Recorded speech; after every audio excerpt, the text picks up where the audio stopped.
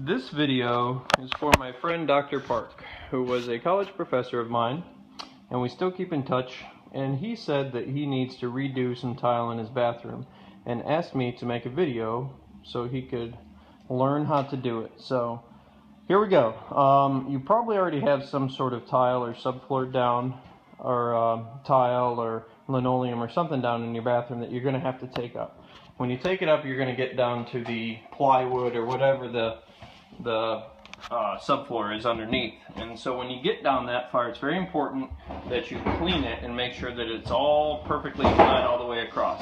And then if you have any areas, this being a patch on this house, you see I have this split here, so I made sure to put a lot of screws and nails down this seam to make sure that nothing pops up, because this is, basically concrete, and if anything moves underneath, it'll start to crumble the concrete thin set that you're sitting it in. So it does have a little bit of latex built into it, into the mortar latex bed that the tiles sit on, but if you get too much movement there, it will crumble and the tiles will come loose. So first step, make sure everything is perfectly tight underneath and clean.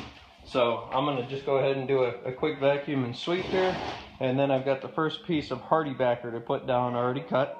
Now hardy backer is like a cement board. It goes between the wood and the tile, and the purpose of it is to prevent moisture from coming down through the tile and through the grout and through the thin set and then getting to the wood. So it's an insulation barrier between the wood and tile, and also it gives room for the wood to expand and contract a little bit without crumbling everything above it, because wood changes with humidity and temperature. The size of it, it'll expand and swell a little bit, and if you don't have that, it will crumble. So never put thin set right over the subfloor. Always use some form of hardy backer or underlayment. So alright, now what I'm going to do is go ahead and sweep this and clean it all up and put that hardy backer down, but first I'll show you where we're heading. This is what we did last night. You can see we've got the kitchen floor tile down and all the countertops tiled. We have not grouted anything yet though, and this extends all the way into the pantry. The drywallers left a gap there at the bottom of the wall. I'm going to have to fill that and do a little more mud work. I don't know what they were thinking there, but what's more work? Or just put some thicker molding down, base molding. But you can see the tile is all set. We laid this all yesterday. It's had a chance to dry overnight. Got our bull nose for around the backsplash, and then here where the bar is, it's got a full tile that I cut down to put in there.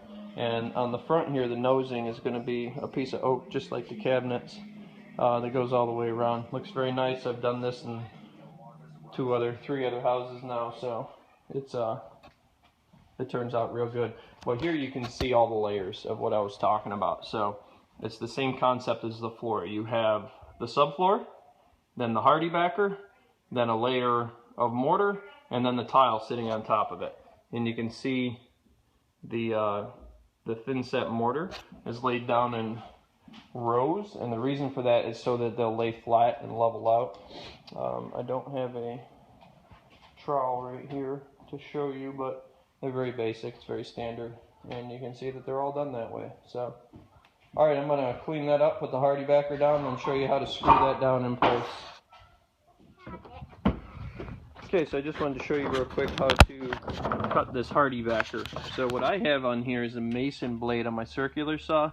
Now you can do this with a razor and just keep scoring and eventually snap it, but this is way easier, and it's about 10 bucks for a blade like this for a saw. If you don't have one, no big deal, but for the amount of tile I did here, I definitely needed one. So Wesley, come stand over here.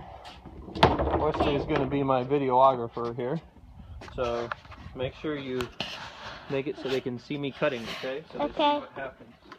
Are you going to send this to everybody? Yep, hey, just hold still. Are you going to send this to everybody? Yep.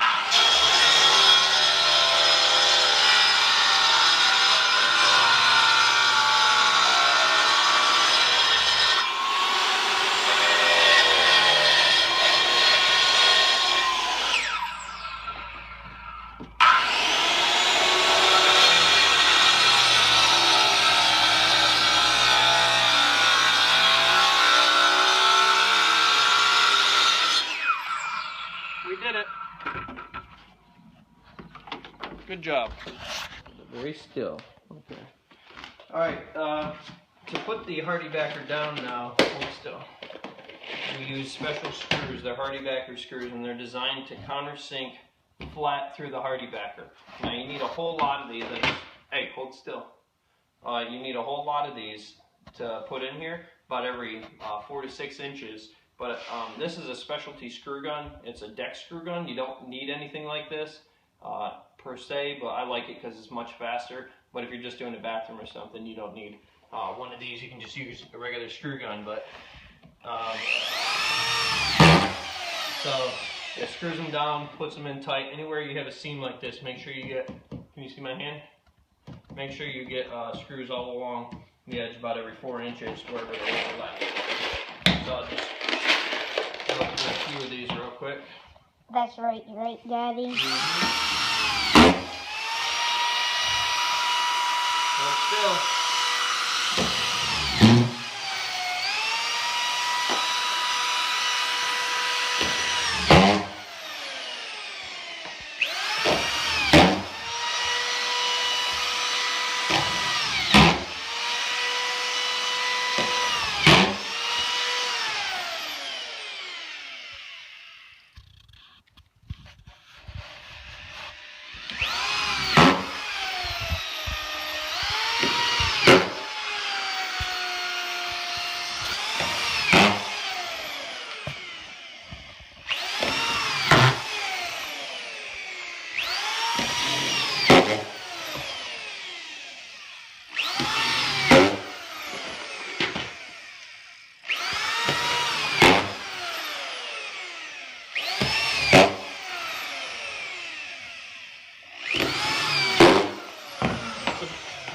Can you see me? Yeah. So this is a pretty small bathroom, and because we have a main walkway right here, back up a little so they can see me. Stop shaking the camera. All right, all done. Thank you. Okay, we're gonna try this one more time. Wesley was holding the camera on the last one, and it was quite shaky. Hey, don't touch the ladder. My camera's up there.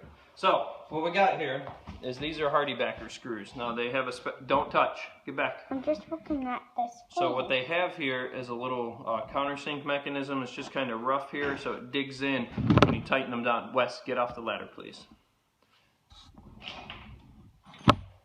So they countersink them. That way, when you put the tile down over it, it doesn't hold the tile up.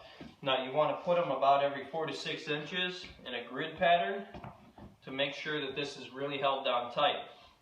These are, I think, 2 inches or inch and 5/8.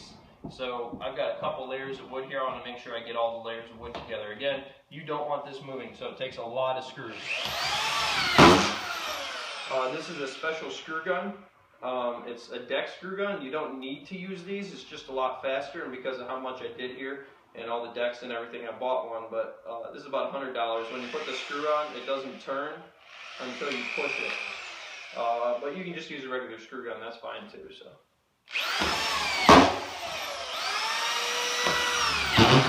Again, when you put them in, you want to make sure that they're down far enough. If they won't go in with the screw gun, then just take a hammer and whack them a little bit, because you really don't want them holding up that tile.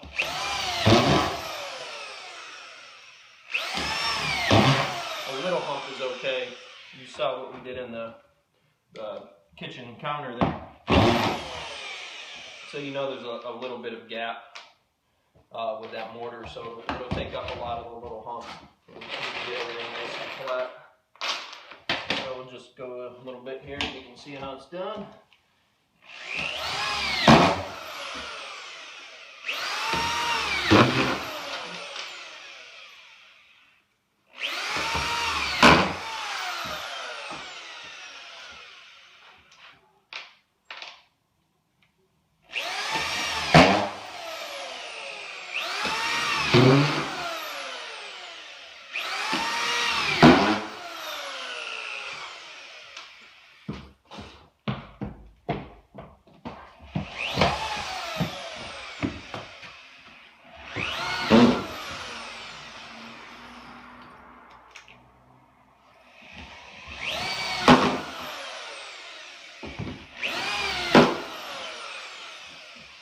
You really want to put a lot of effort in the main walkways because the weight up and down, you want to make sure this is as tight as possible, or those tiles will come loose.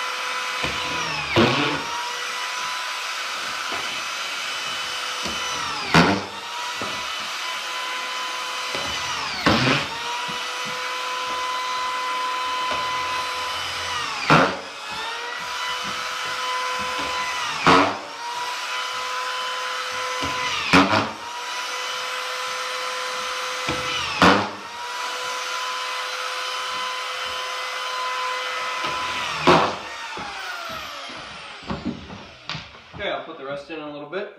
This piece, then I have to cut a hole to go around the toilet shoe, and I'm just going to notch it where those pipes go.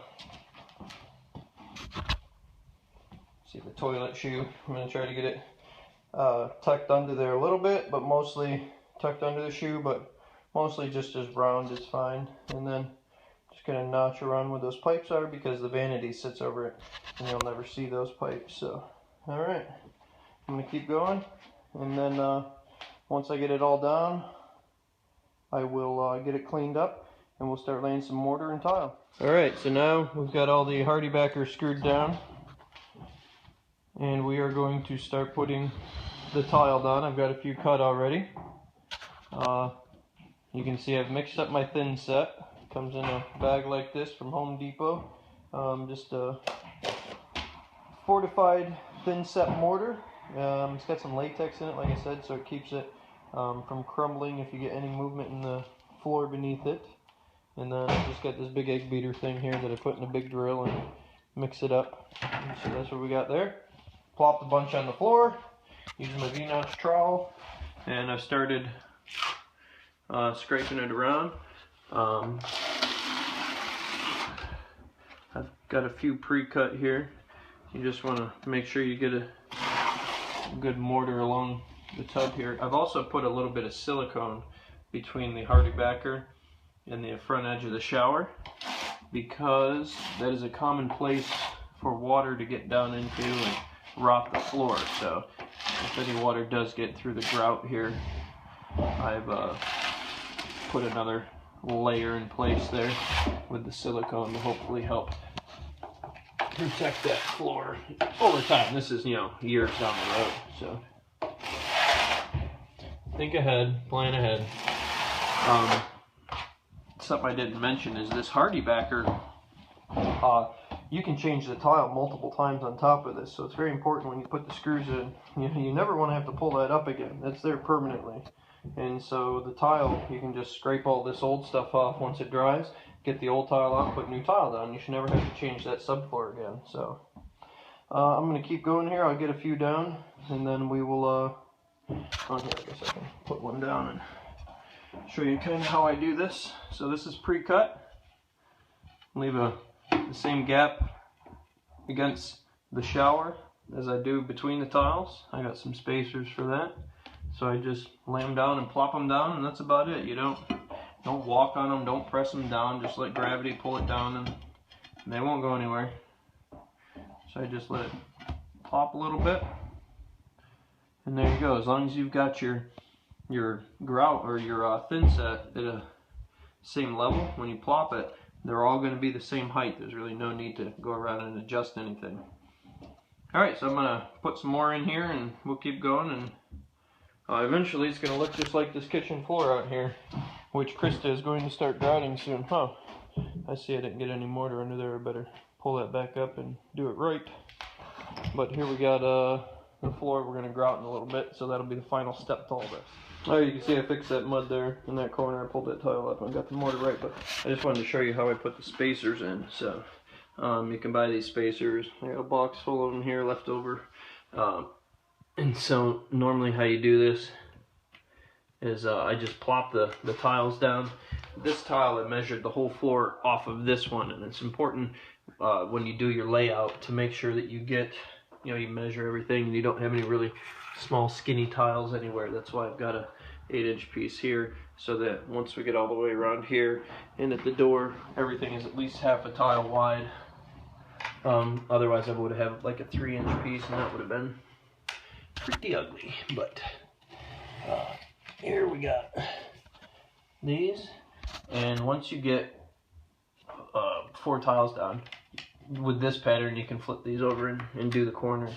There's multiple patterns you can do. I kind of just prefer this little base pattern for this particular tile. Now between the tub here, as I mentioned, or at the shower, I got these little spacers that I'm going to stick down in here. I'm also kind of running it to get some of that extra mortar out of there. Because once this dries, before you grout, you got to go scrape all that out and then wash along the tub.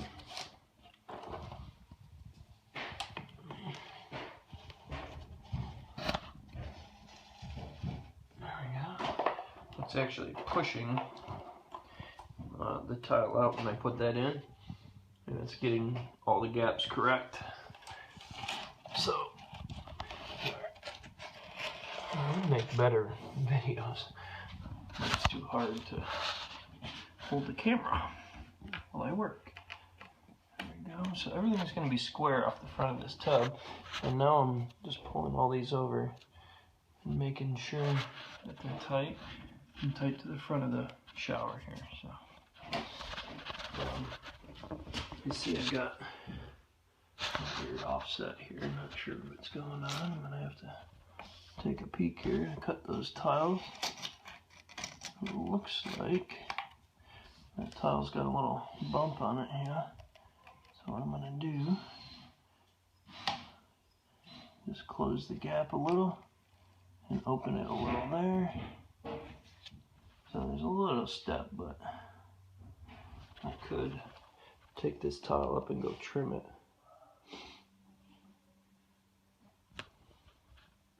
And, but it's not too bad. So I think I'm gonna leave it. Looks fine. It's pretty close. Close enough for this work. So alright, so that's how you get the spacers in. Put more down. I'm gonna keep going, hopefully knock this floor out pretty quick. And then then I'll move up to the washroom and I'll be done tiling at this house. Alright, grouting. Almost forgot. So what we got here is a float, which is basically a hard rubber thing that you use to push the grout into the cracks. And you can see you gotta work it in there pretty good, and then take and scrape the extra off. And later what you're gonna do after this sits for about 20 minutes is you go and sponge it and wash all the extra off, but just a light damp sponge. You don't want to get a lot of water on there. And then after another couple hours you have to sponge it again to get the haze off. But the key here is to make sure that you work it into the joints really good. So yeah, like so. Wipe the extra off and just keep going. So it takes a little bit of time. But again, this is a floor that you expect to have down for 10 years. I think most tile manufacturers say 7. But you can get much longer out of it with a little care. So after this, after you get the grout in, it'll cure for a couple days. We're leaving for a week, so it'll have a long time to dry. And then you can put some sealant on it. And I highly recommend that because it will, just mopping the floor and whatnot, the dirty water will change the color of the grout. So I use sanded grout. Well, depends on the situation, but this is sanded grout.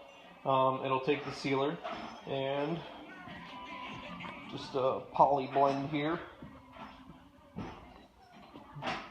And I used just my hand to mix it up with that little trowel right there. So I'm gonna keep grouting, get all this done, and when I start sponging it, take another video. Okay, so now that we got all the grout in, you can see it's starting to dry to haze. That's when you know it's time to sponge. So I've already sponged a little bit back there, but it takes a couple spongings, and you want to make sure you change your water out frequently.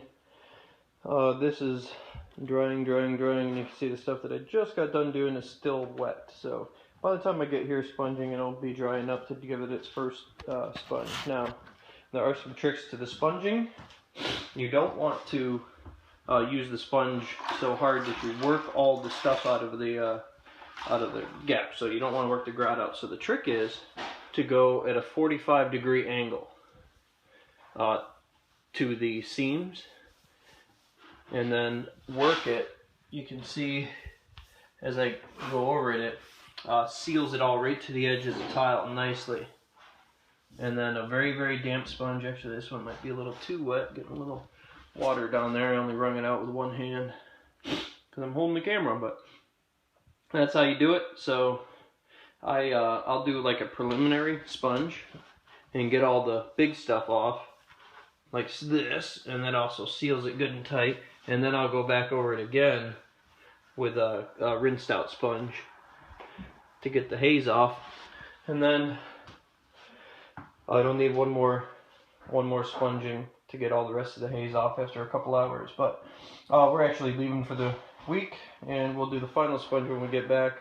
It won't hurt it at all. It'll buff right out. So that's how you do that, and then you can put the moldings up and the floor is done. Well, seal it and then put the moldings up and the floor is done. So there you go, Dr. Park. That is how you tile a floor. You can see I haven't done the counters yet. Again, the 3 layers: wood, hardy backer, thin set, latex reinforced mortar, thin set, and then grout, seal it, moldings, good to go. I don't think I showed a picture of the bathroom floor. This is what I laid earlier. Got all that down. I wound up fixing that gap there at the front of the tub. I didn't like how they weren't right on, so I tapered it a little. But you can see how I cut around the toilet. And then this little opening for the vanity to go. Vanity is going to be one of those full cabinet styles, so it will sit over that. The only time this would be a problem is if you had a vanity that was more like a piece of furniture, and then you might, if you got on your hands and knees, you could look under there and see the pipes.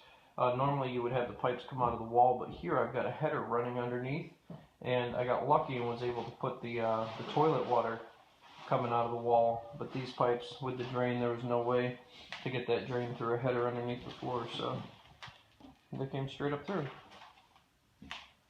And then we'll grout this one next time we come down and put all the bullnose around the edge. Might have to do a little mud work around here to clean up that edge, but there we go. Alright, here we are, the finished product. I've got my final wipe down. It's going to need one more. Normally they say after a couple hours, but you can see, oh, that went over the grout line, so it got a little brown again. But when you run the sponge over it, it stays pretty clean, and that's what you want. I'm getting a little more film, but that's good. You don't want to get this grout too wet. One thing that I didn't mention earlier is as you're sponging it, you want to make sure that the grout, all the cracks are full. So you got to be watching it as you go past it. Oh, look here. There's a good example. A little bit of contaminant right there in the grout. The trowel I was using is an old trowel, and things were falling off it. So you just want to look at it all. Remember, once this dries, it's like concrete, so it's permanent, and you want to give it a good attention to detail. But this is a nice grouted floor, so I really like the way it turned out. I like the way it's going to look with these cabinets. And then the counter's getting the same color grout, so yeah. It's a nice marble look on that floor. I like it a lot. Oh, and this end panel is going to be covered here with a piece of luan and then trimmed out with oak on the front. And then the dishwasher will sit in there, so. Alright. That is it. Dr. Park, I hope this video was helpful, and everybody else who watches it as well. So, thanks for watching. More to come.